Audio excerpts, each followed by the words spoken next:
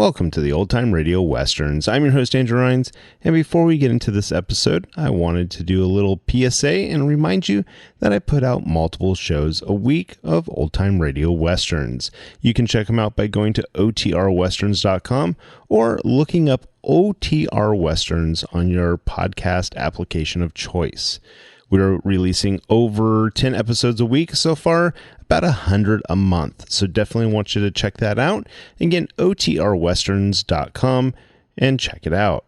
I also wanted to invite you to check out my sister podcast site, OT Netcast, and that's Netcast. So OT Netcast, Netcast, otnetcast.com. We're currently releasing mystery genre shows, and this is shows like The Shadow, Escape, Suspense, and The Whistler. And we have plans on bringing other shows to the network for you guys to listen to. So it's my non-Western old-time radio channel that I can kind of do other genres that not only I like, but hopefully you would like too. You can check us out by going to otnetcast.com or searching OTNETCAST on your podcast app of choice. Now let's get into this episode. This episode is going to be The Lone Ranger. Original air dates July 4th, 1938, and the title is When the Blind See.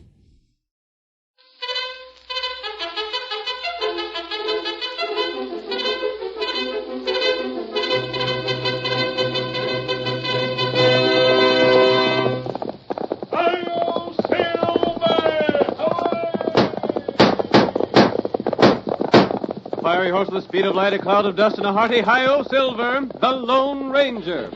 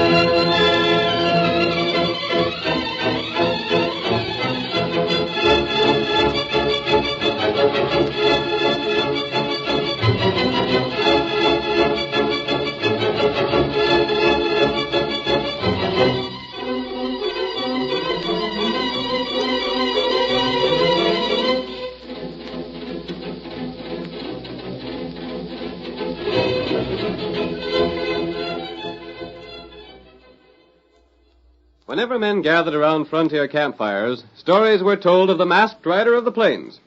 Astride his great horse Silver, he fought crime through the length and breadth of 7 states. His efforts in the cause of justice were tireless, and although history does not record his deeds, he will always be remembered as the man who did most to bring law and order to the West. Now return with us once more to those thrilling days when the West was young and adventure was found at the end of every trail. The Lone Ranger rides again. Come on, Silver! Tommy's waiting for us near Big Bend! Hi-yo, Silver!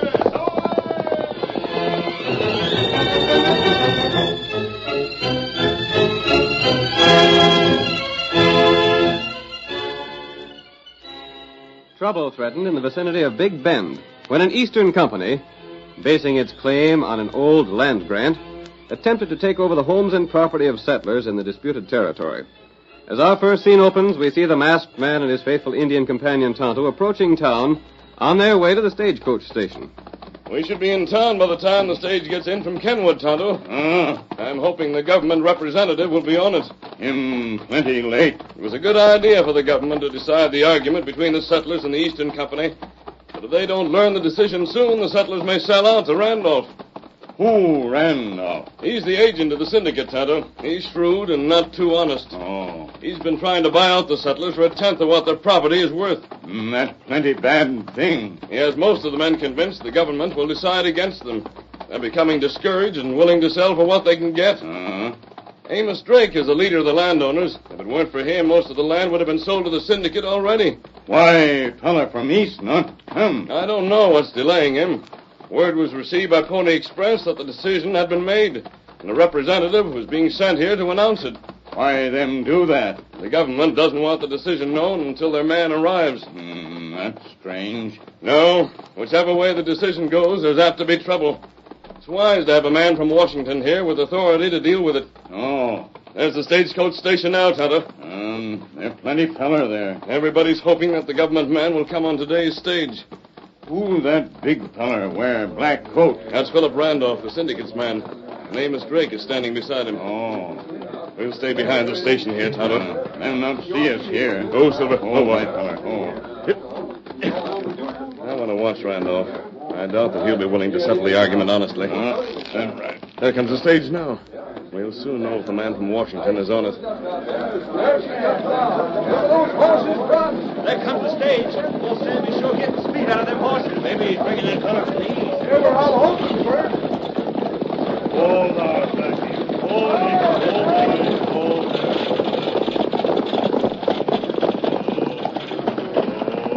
Ain't you got no passengers today, Sam? Nary one, Amos. Looks like you'll have to wait a while longer, Amos. Go ahead and laugh, Ted. Rat you, Randolph. This just gives you that much more time to try to get folks to sell out for nothing. I won't argue with you. There's John Perry, manager of the stage line. Maybe he's got some word what's causing the delay. Howdy, Amos. Howdy, John. I was just wondering if... See, what's making you look so downright sour? Well, Amos, I just learned something today that sort of upset me. It ain't about that fella from Washington, is it? Nope, it's Sam. Huh? What's the matter with Sam? Him and me have been friends since he first took to driving the stage for you. I reckon you'll find out soon enough. Sam, climb down over that stage. I want to talk to you. Sure thing, Mr. Perry. What's on your mind? I'm going to ask you a kind of funny question, Sam. Yeah? Just tell me where the baggage scales are sitting. But what's Go on, tell me. Shucks, they're right over there by the door like they always is. Well, they ain't. They was moved around back today. Leaping lizard, Sam. Are you plumb blind? Why... That's just it, Amos. Sam is blind. Can't be. Mr. Perry's right, Amos. I reckon there ain't no use me pretending anymore. Well, I'll be doggone. I've been wondering why Sam's wife took to walking down here to meet him lately. Well, I never know till Joe Lieber told me today. It was because Sam can't see no more. It was Joe that told you, Mr. Perry? Uh-huh. That doggone... Sam, how in Tunky could you fool us like this? Well, I've been losing my sight for near a year, Amos. But it ain't been but for the last week or so that I couldn't see at all. But how could you drive the horses? Shucks. Blackie and Nick and the rest of them don't need nobody to drive them. They savvy just as much about their job as I do. But, Besides, I drove them same horses for years. Why, we savvy each other just like they was humans almost. Ain't that right, Blackie, old fellow, huh? You see? I'm sorry, Sam. You've been a good man. But I'll have to let you go. I knew it'd have to come, Mr. Perry. It'll take me a day or two to figure what you got coming. Then you can drop back here and I'll pay you off. But, Mr. Perry, ain't there something I can do around the station or the horses? Why, driving the stage has been my whole life. I wouldn't want to live away from the business. I'm sorry. Who's taking my place? I reckon I'll give Joe Lieber a chance at it. That crook? Now, that ain't no way to talk. But Besides, it was Mr. Randolph that gave him a recommend. Randolph, he's the worst crook in these parts. You shouldn't feel that way, Amos, just because he's working for the syndicate.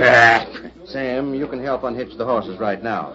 But tomorrow, Joe will be driving the stage. All right, Mr. Perry. Hold on, Sam. Yeah? I've been wondering what could have happened to that government fella. You don't figure he could have got sick or something and is laying up in Kenwood, do you? Ain't heard nothing like that. Well, I'll be walking back uptown then, I guess. So long. Bye, Amos. All right, fellas. Let me through. I got to see to the horses. Get back out of the way, fellas. Let Sam get Tonto, I wonder if Amos could be right. Steady, Silver. What that? It's possible that the man from Washington is ill. That would explain his delay. Oh. It's worth investigating. Come on, Tonto. What we do? We're riding to Kenwood to see what we can learn. Come on, Silver. Get him up, white fella.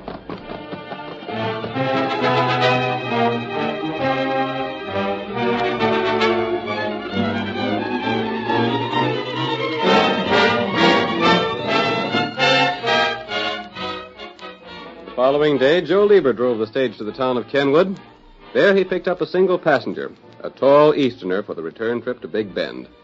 We see Joe now as he speaks to the guard while guiding the horses over the rough trail to town. Well, the fellow we got inside is a government hombre, all right, Pete. You sure of that? There can't be no doubt of it. Randolph told me just what he looked like. How'd Randolph find out about it? The same way he found out the government decided against his company. Yeah? Yeah, this here Eastern Syndicate is a powerful smart outfit. They had fellas in Washington spying for them. Uh-huh. What do you figure? Just a second. This is where we're leaving the trail now. Easy there, you critters. I blast you. Quit trying to stay on the road. Hey, Shabby's darn well. This ain't the way to go. Yeah, I'll teach you. Take back. Get along with you. Get up there. Oh, show him, boss. This whole trail ain't been used for a long spell. So we can get through? Yeah, we'll make it all right. Wonder if that government fella's got any notion we ain't taking him to town. Why should he? He ain't never been this way before. This is mighty risky business. Mr. Randolph's paying us good, ain't he? Yeah, but just All the we same. gotta do is keep him away from town long enough so Mr. Randolph can buy up that land before the settlers can find out they won. You figure they'll sell? Sure they will. Most of them don't reckon they stand a chance against the syndicate. Uh-huh. So they'll sell now, and they won't be able to get nothing at all later on. The boss is sure plenty smart. He is that. How much farther we gotta go? Well, not far. Just this side of that old bridge up ahead. You gonna stay at the old cabin? Yeah, there ain't no better place to hide out. Nobody ever comes this way no more. Yeah. Mr. Randolph will let us know when we can let the government fella go. Then he'll pay us off, and we'll clear out of this part of the country. Ain't Randolph taking big chances? Oh, shucks.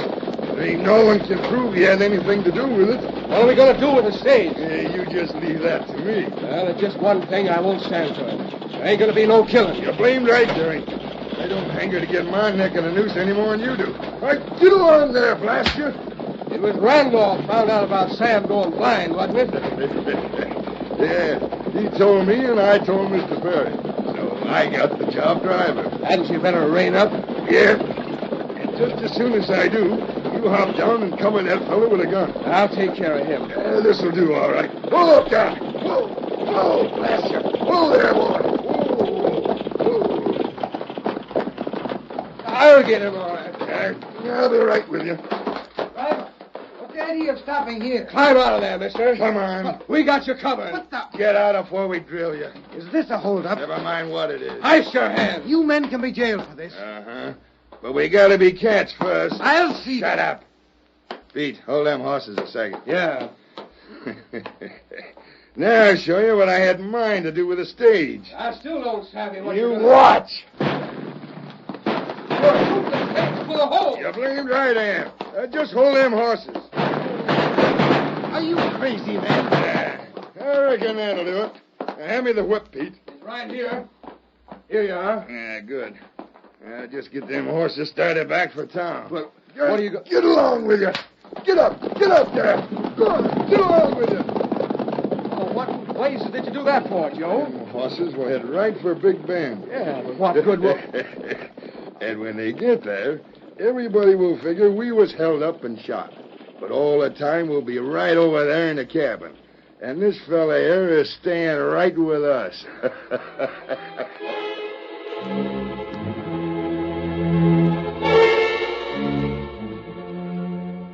In town, the usual crowd of people waiting for the stage was increased when word was spread that the stage was unaccountably late. We see the district manager, John Perry, as he attempts to answer their worried questions. The stage is almost a half an hour late already, John. Figure there could have been an accident. Weren't never late when Sam was driving. Can't you tell us what's happened? Quiet, folks, quiet. How do you figure I know any more about it than the rest of you? But what if the government feller was on the stage today? No one's got any call to be worried. But look here. Joe's a new man on the stage. You can't expect him to do so well right off. Amos, you might as well forget about that fellow from Washington. It won't matter if he does come. Blast you, Randolph. I've called a meeting for tonight. Everybody who wants to sell while they have the chance will be there. Ain't got no right to do that. There's nothing to stop me. There's the stage. I see no driver. What's happened to Joe? By golly, them horses are coming in by themselves. There's been trouble. Grab them horses. Stop. I'll get them. Oh, there.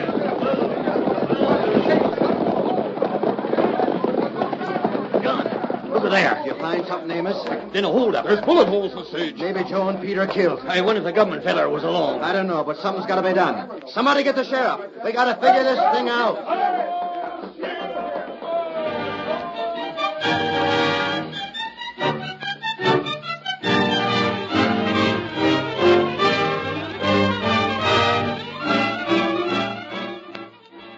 The curtain falls on the first act of our thrilling Lone Ranger drama. Before the next exciting scenes, please permit us to pause for just a few moments.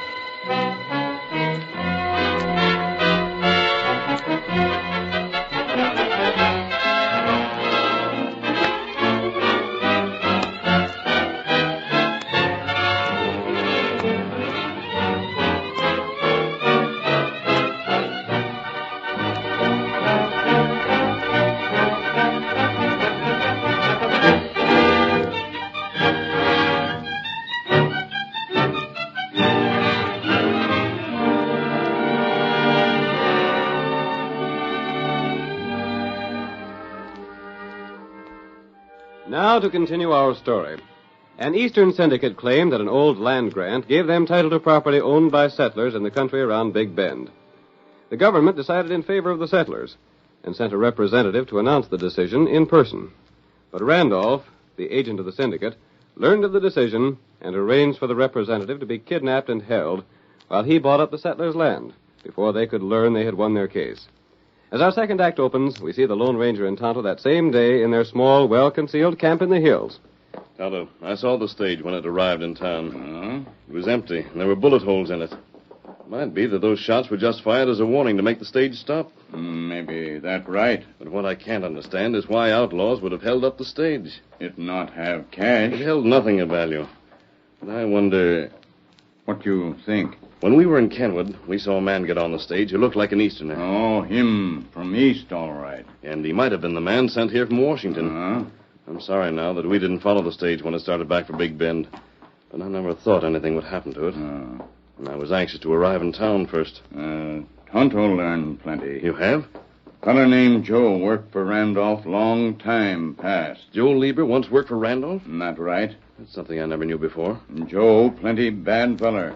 Him gunman. And Joe was driving the stage today. Here, Silver. What you do? We're riding to town, Kimosabe. You're white feller.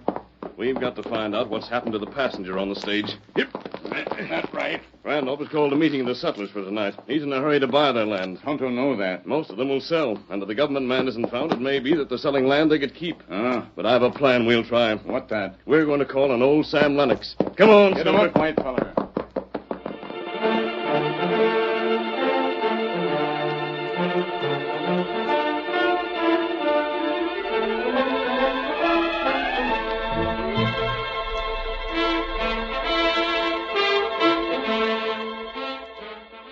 Shortly after the masked man and Tonto started for town, Sam Lennox, the blind ex-stage driver, made his way to the office of John Perry, the manager of the stage line. It is early evening as we see Sam enter the office, closing the door behind him. Evening, Sam. Howdy, Mr. Perry. I come for my money. Here, let me help you to a chair. I don't need no help. Shucks, I know this office like it was the inside of my hand. Yep, I reckon you do at that. Now, about my pay. It's right here. But first, I got some news I'd like to tell you. Yeah? It's right good news for me. Well, now, I'm glad to hear that. But maybe things being so tough for you, I shouldn't have mentioned it. You've always been a friend of mine, Mr. Perry, and I don't ever expect to see the day when I'll be sorry for my friend's good fortune. Sam, I just got word I'm going to be made manager of the whole division. That's fine. Of course, it'll mean I'll have to move to Kenwood. Then you'll have to give somebody your job here. That's right. Have you got anybody in mind? Well, I don't know. I was figuring on giving it to Joe Lieber. You was? But now if he's been killed, I'll have to find somebody else. Ain't there been no word yet? Not a blame thing. The sheriff took a posse and rode to Kenwood. But he never seen no sign of outlaws or Joe either. That's a funny thing. All they found out was they had a passenger. And now the passenger's gone, too. Well, the sheriff is going out to look for him again tomorrow.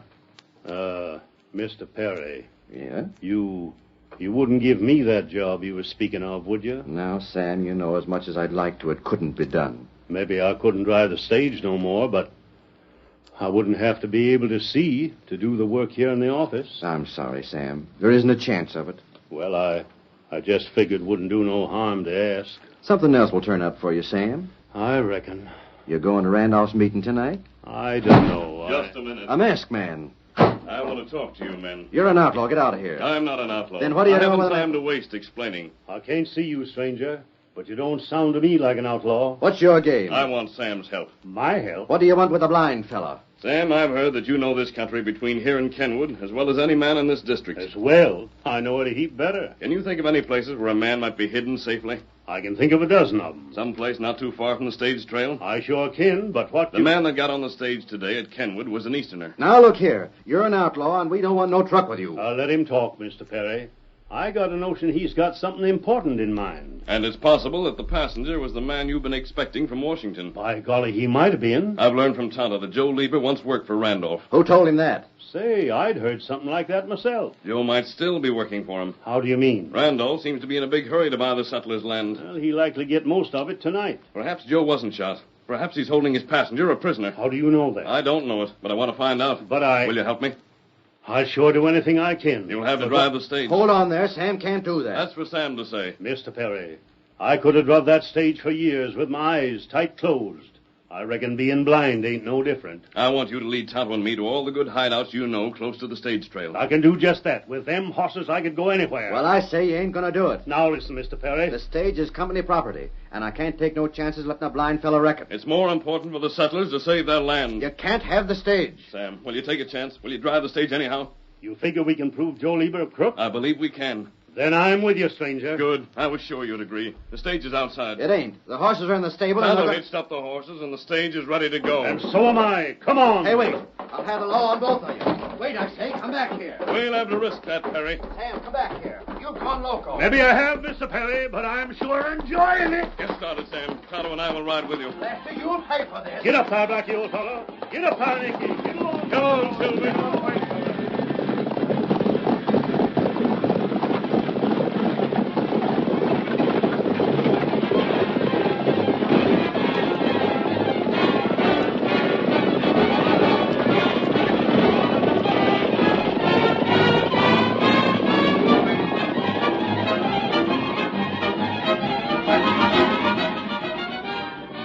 Although blind, Sam handled the heavy stage without difficulty. There was perfect understanding between him and the horses he drove.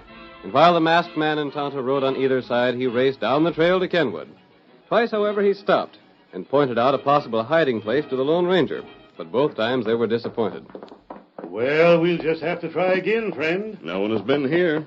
What makes you so sure they can't be far from the trail if they're hid? In the first place, the empty stage got into town only 20 minutes late. I hadn't thought of that. And in the second, when they left the stage, they had no horses. They wouldn't have gone far on foot. Then we'll keep on going. How far is the next place you had in mind? It's just a piece up the road. Get up there. Get up. Come on, come get up. Come on.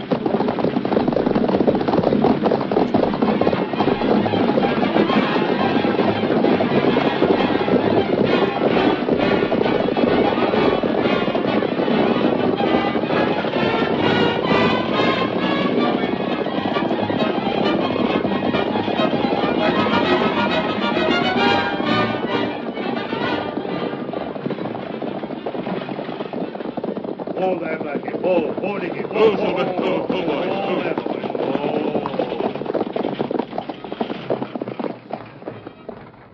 Where to now, Sam? I was just thinking they might have gone up the old trail. Yes? Maybe the engine can see if there's tracks there. Oh, Tonto, look. What's the matter back here? You're nervous. What is it, old fella? Are you trying to tell me something? Doggone, he sure is trying. Me find him track. You did? It go that way. Down the old trail. Maybe this is it, but we haven't a minute to spare. Randolph's meeting should be almost ready to start. Get up there. Come on, Get him Silver. up, white fella. Get up there. Come on, Blackie.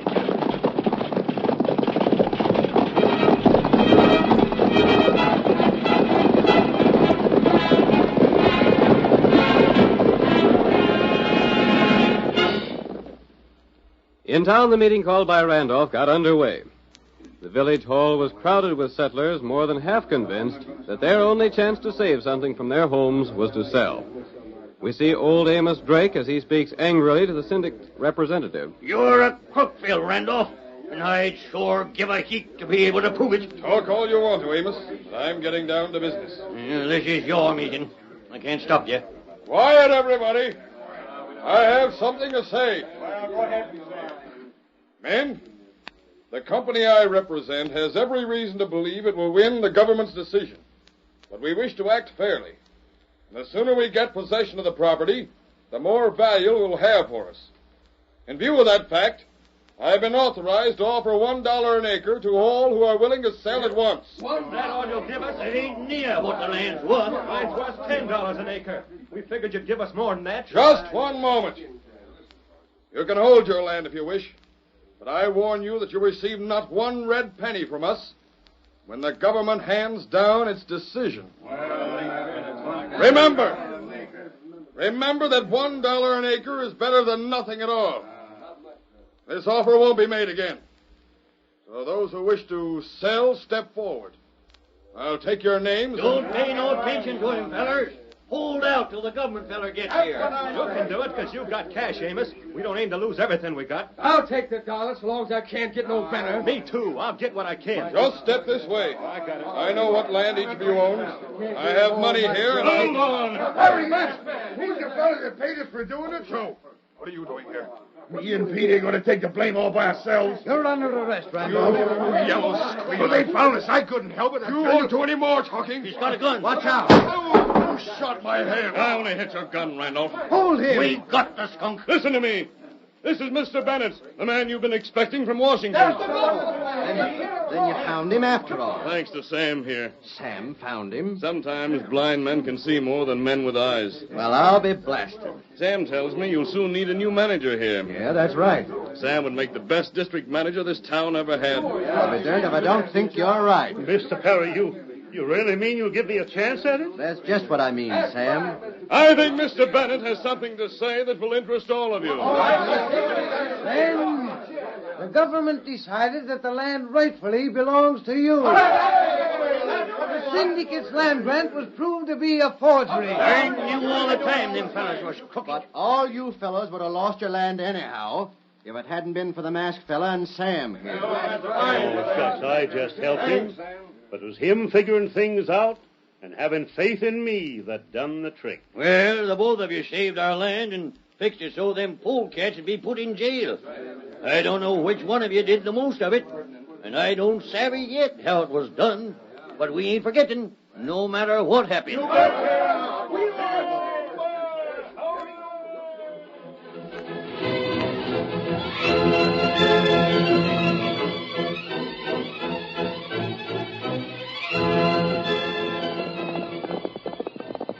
Come on, Silver, old fellow. Tonto has located Jack Wesley. We've got to hurry. Hi-yo, Silver! Away!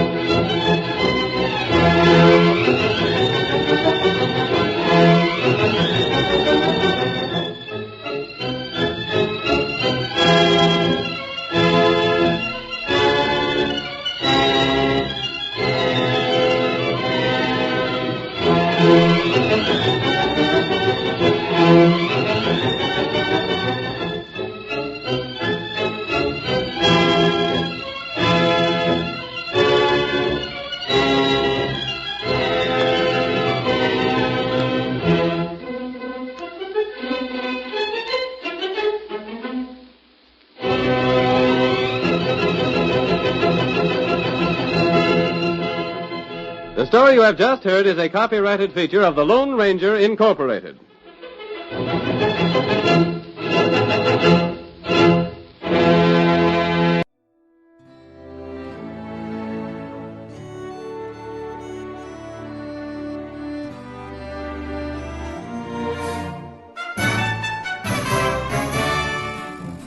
This has been a presentation of OTRWesterns.com, and we hope you enjoyed.